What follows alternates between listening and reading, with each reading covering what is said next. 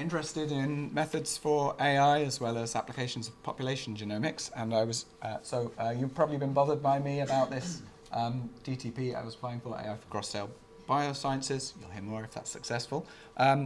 So my project in that is about hybridization. So we have lots of observations of hybridized species, and we see which bits of the genome we see represented in one species compared to another when they hybridize. And we have this interesting pattern that everywhere we've looked so far, we find that immune genes stick out like a sore thumb.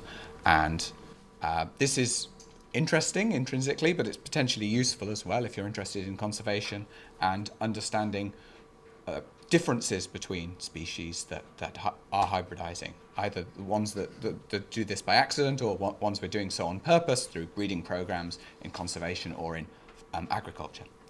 So, yeah, we'll be definitely using AI to figure out the function of that, and that's what the project will be. All right, thanks very much.